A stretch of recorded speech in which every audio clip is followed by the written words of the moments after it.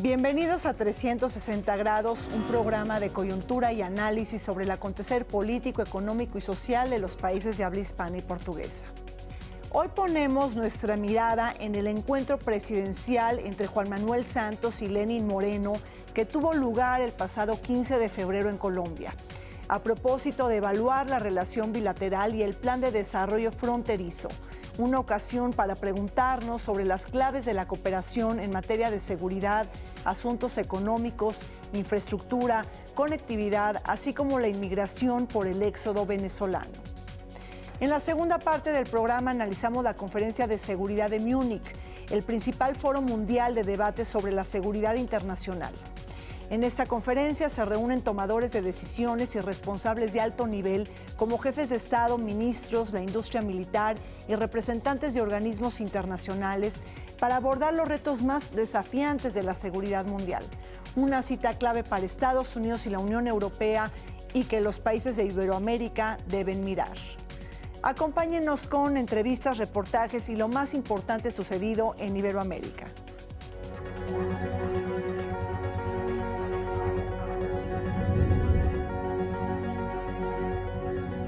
El secretario general de la Organización de los Estados Americanos, Luis Almagro, realizó una visita de trabajo a Perú.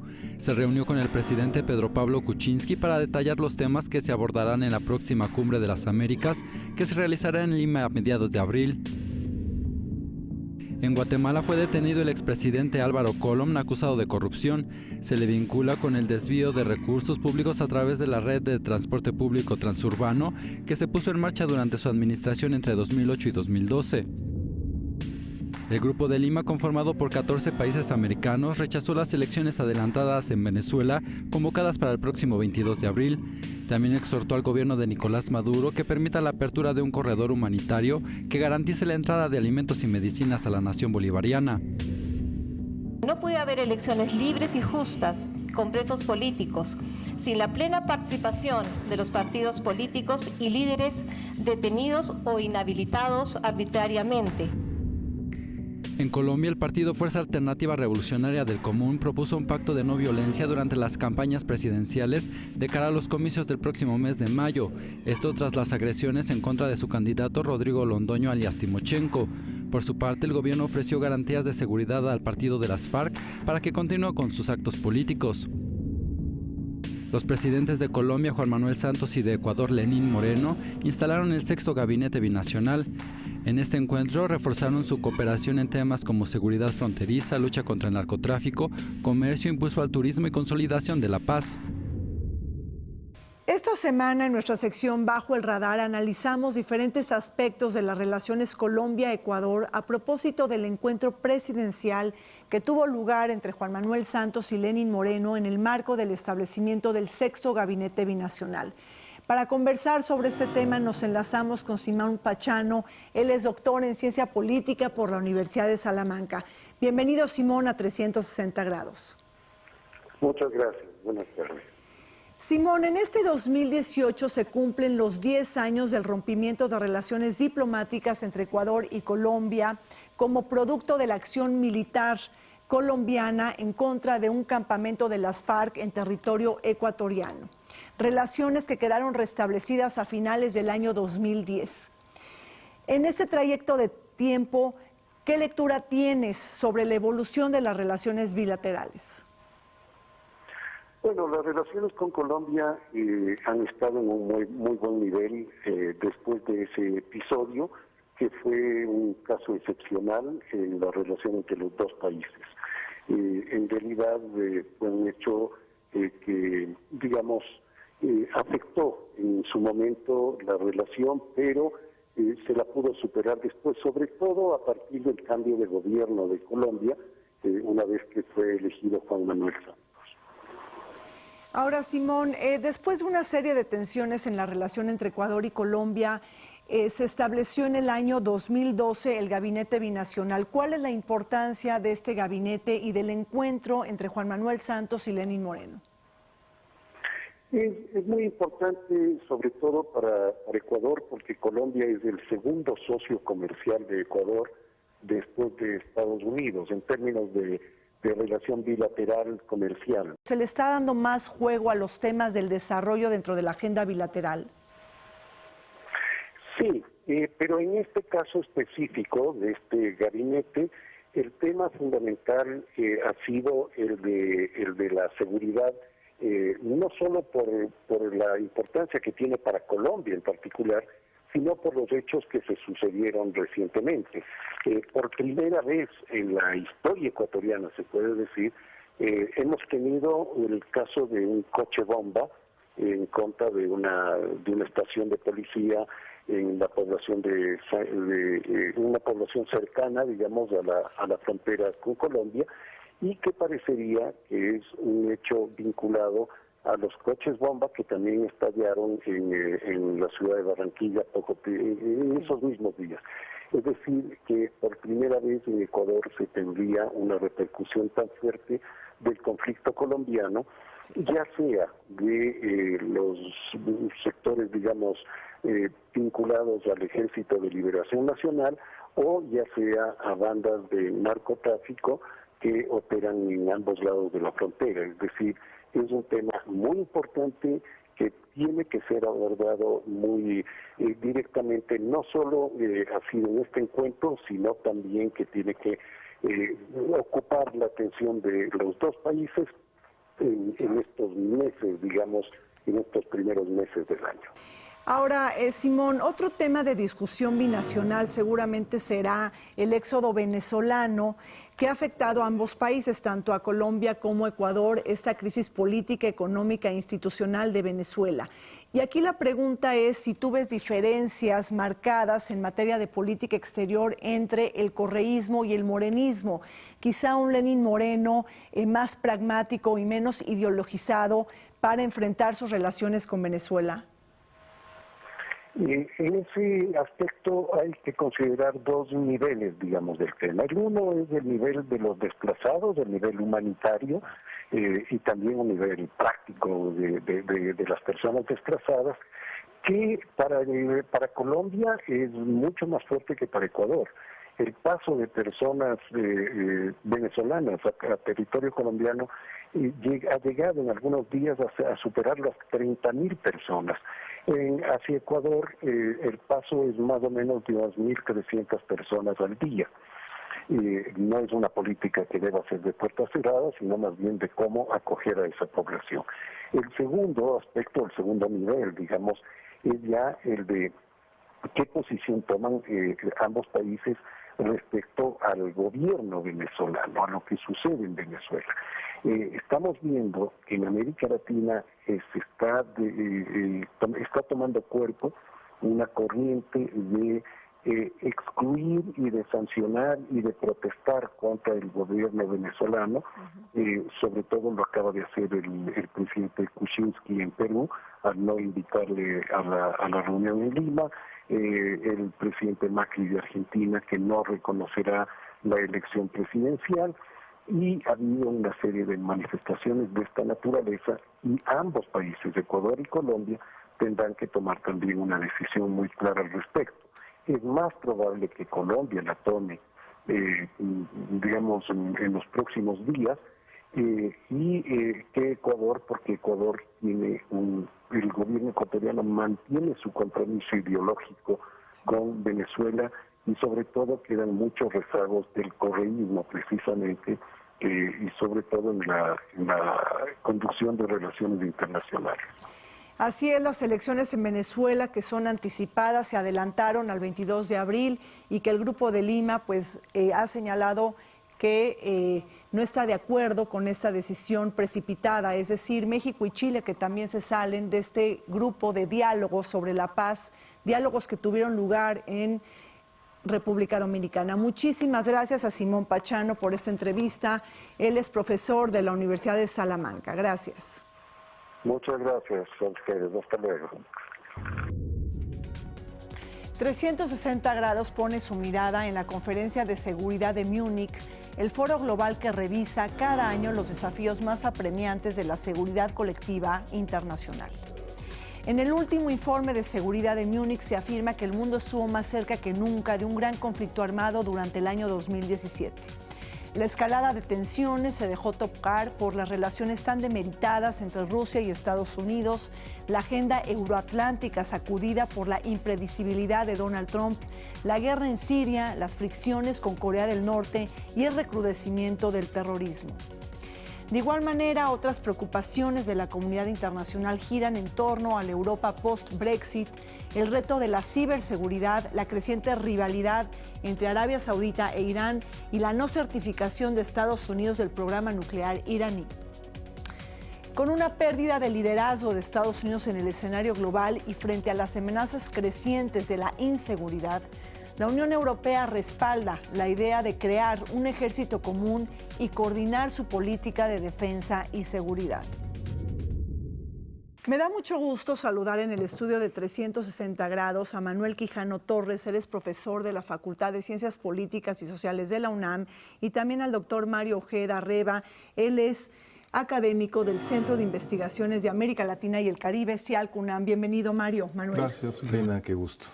Manuel, el presidente de la Conferencia de Seguridad de Múnich, Wolfgang Ischinger, ha señalado que el mundo estuvo más cerca que nunca en el año 2017 de contraer un conflicto armado a nivel internacional. Esta hostilidad y esta desconfianza entre potencias centrales y también potencias regionales de alguna manera incrementan los riesgos de la inestabilidad global. ¿Qué piensas? Sí, indudablemente se incrementan los riesgos e indudablemente la frase era más una frase política llamativa a repensar el orden internacional en materia militar y en materia de guerras. Las guerras, y esto es muy triste, son un negocio. O sea, Keynes escribió Las consecuencias económicas de la paz, y lo que él quiere con estas frases y con expresiones semejantes es que el mundo donde hay un equilibrio entre Europa y su eurocentrismo y Trump, que nunca entendió las consecuencias de su crítica a la OTAN, ha generado un vacío de comunicación política entre los Estados Unidos y Europa.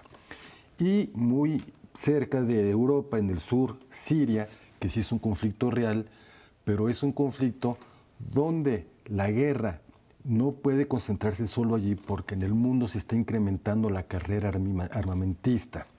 Los indicadores económicos así lo demuestran, y eso no es el problema. El problema es que se tienen que usar esas armas y matar muchachos.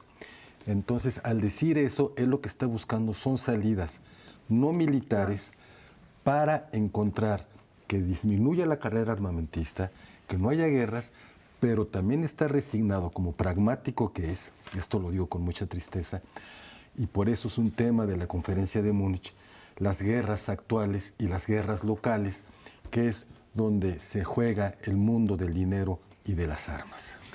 Así es, una lección muy triste de lo que nos hablas, Manuel. A ver, Mario, y ahí Manuel coloca el tema de Donald Trump en esta agenda de seguridad. Tenemos un Donald Trump con políticas del America First, con un giro hacia el nacionalismo, hacia el nativismo, proteccionismo, que está acompañado de una enorme impredecibilidad, pero también de un desconocimiento mayúsculo en materia de diplomacia global. Y aquí la pregunta es si Estados Unidos pues ha renunciado a ser el garante de la seguridad internacional. ¿Esta falta de liderazgo también incrementa un potencial conflicto a nivel internacional? Bueno, efectivamente hay un repliegue de los Estados Unidos, hay un ensimismamiento, hay un aislamiento. Estados Unidos en el siglo XX osciló entre el aislamiento y el intervencionismo. Y estos momentos de aislamiento han resultado ser momentos muy peligrosos.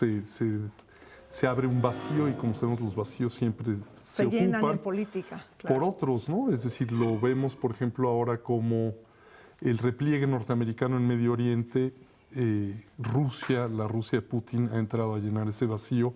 Lo estamos viendo ahora en el tema de Siria, como le acaban de tirar un caza a la Fuerza Aérea de Israel, por primera vez desde 1982, y estos momentos crean escaladas potenciales.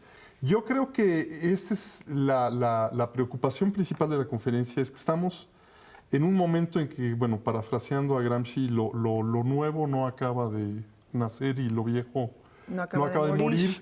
Y entonces un momento de incertidumbre, estos momentos en que de transiciones hegemónicas, en que, bueno, pues los actores emergentes, China no asume tampoco sus responsabilidades, La Unión Europea no tiene claro el papel que va a jugar en este nuevo orden. Y bueno, precisamente son los temas que se están trabajando, Claro. ¿no? El futuro de la Unión Europea. Y hablando de estos temas de seguridad, la Unión Europea, Manuel, también la vemos muy fisurada en materia de seguridad. Tenemos países bálticos, Polonia, que de alguna manera están exigiendo mayor presencia militar de la OTAN en el flanco oriental debido a la política de expansionista de Vladimir Putin. Y por otro lado tenemos los países mediterráneos, ¿no? Italia, Francia, España, que están más preocupados por las amenazas yihadistas, por el terrorismo y por la guerra en Siria. Entonces, ¿cómo ahí consensar, ¿no?, entre una Unión Europea que está dividida en estos temas? Bueno, la Unión Europea no es un monolito y nunca lo ha sido. O sea, esa es la imagen que se maneja, pero de suyo.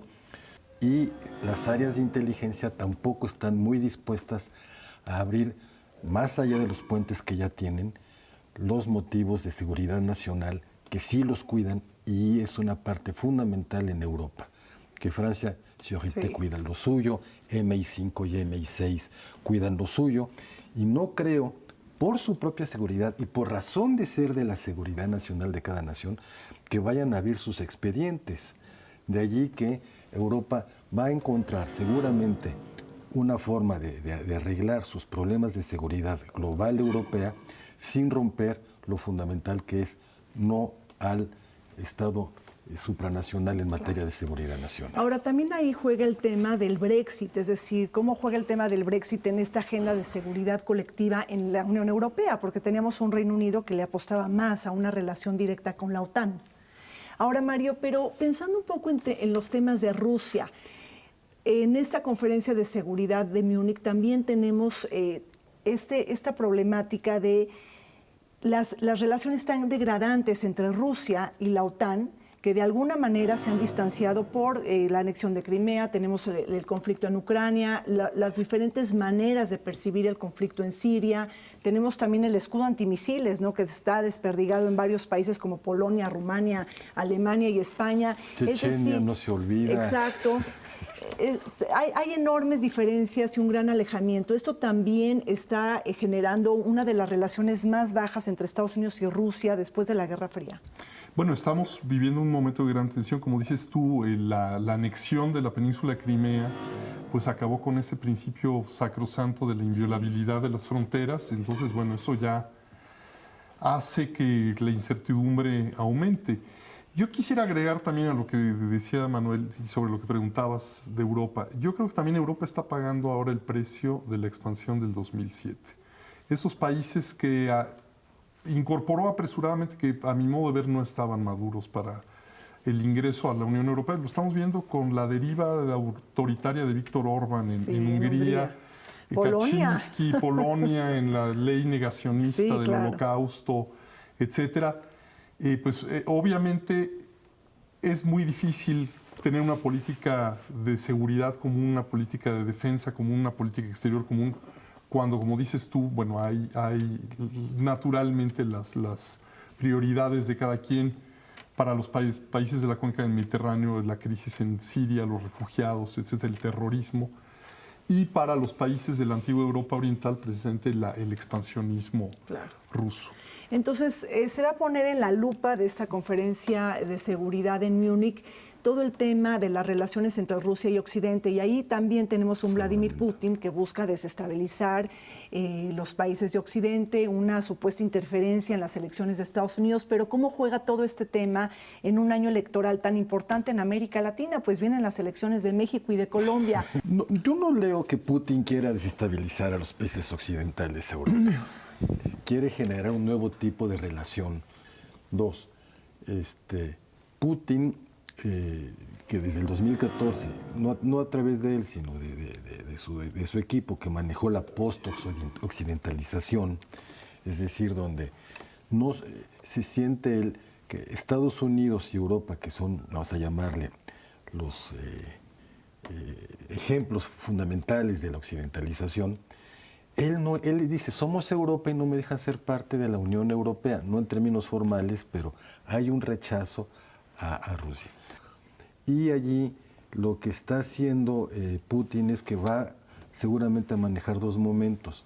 Una incursión primero de presencia rusa a través de su cultura y luego con esto va a empezar a hacer el soft power, es decir, un poder más suave, para que tenga una mayor presencia y entonces tenga aliados en América Latina y África, que ahorita no los tiene en términos de que Naciones Unidas, cada que tiene que repartir entre que si la UNESCO, que si la FAO, que si la UNICEF, los rusos han estado muy fuera de la política multilateral en este motivo, y Rusia quiere tener una mayor presencia que no sea solo la Comisión, todo el aspecto de seguridad de Naciones Unidas. Mario, ¿qué piensas? Pero los ha llevado, bueno, yo sí creo que sí han intervenido en procesos electorales, y lo han hecho además con unos personajes verdaderamente lamentables como Marine Le Pen o Geert Wilders. Se metieron al tema del referéndum catalán también para desestabilizar España. Yo creo que bueno, pues España está muy preocupada por la desestabilización proveniente del separatismo catalán, del terrorismo, de la crisis de refugiados, ya que mencionabas los países de la cuenca mediterránea. Y bueno, ahora se ha hablado de si van a intervenir en las elecciones en América Latina, en la elección brasileña, que viene todavía bastante incierta porque no sabemos ¿qué va a pasar con Lula? Sí. Participar o no, o en México o en Colombia. Ahora, ya una última pregunta para finalizar esta pequeña mesa de análisis. Hablamos de seguridad, sí, pero no necesariamente la agenda de seguridad incluye solamente conceptos de defensa. Tendríamos que hablar o ampliar nuestra visión hacia una seguridad multidimensional, pasando por seguridad hídrica, seguridad ambiental, seguridad energética, el cumplimiento y defensa de los derechos humanos. Tenemos que trascender a esa visión. Sin duda. Bueno, pues estamos viendo que los efectos del calentamiento global están provocando catástrofes humanitarias, en términos de hambrunas en el África subsahariana, que es otra vez el círculo vicioso que está provocando el éxodo masivo y aparentemente imparable, ¿no? Es una catástrofe humanitaria que cómo va a parar la Unión Europea construyendo muros, alambradas, pues es imposible. Las migraciones son imparables. Los Estados Unidos que está encerrando... yo quisiera hacer un símil, es decir, Estados Unidos que repliegue hacia su nativismo, recuerda un poco cuando los chinos se cerraron al mundo en el siglo XVIII y renunciaron a lo que pudo haber sido la hegemonía. Hay por ahí quien dice que incluso destruyeron su flota, ¿no? Cuando Europa, cuando el expansionismo europeo tenía lugar. ¿Cómo hubiera podido cambiar eso la historia del mundo? Y creo que en eso sí vivimos un paralelismo semejante, ¿no? Porque hay una abdicación por parte de los Estados Unidos y esto pues está provocando una gran incertidumbre. Pues muchísimas gracias a Manuel Quijano Torres por esta entrevista, también a Mario Ojeda. Pues ahí nos pincelaron estos desafíos colectivos a la seguridad internacional. Estemos pendientes. Muchísimas gracias. Ojalá y tengamos la oportunidad de verlos nuevamente. Gracias, Rina. América Latina y los países de habla hispana y portuguesa debemos estar pendientes de la agenda de seguridad internacional. No solo debemos de poner nuestra mirada en los juegos de la geopolítica, el desafío nuclear, las relaciones tirantes entre Rusia y Estados Unidos, la rivalidad entre Arabia Saudita e Irán o el futuro de la relación transatlántica, sino en el concepto de la seguridad multidimensional que incluye temas como el combate al cambio climático y también la gobernanza migratoria, que son desafíos a la seguridad global. Soy Rina Musal y se nos acabó el tiempo en 360 grados. Los esperamos todos los domingos a las 21 horas por TV UNAM, Televisión Educativa y Canal Iberoamericano.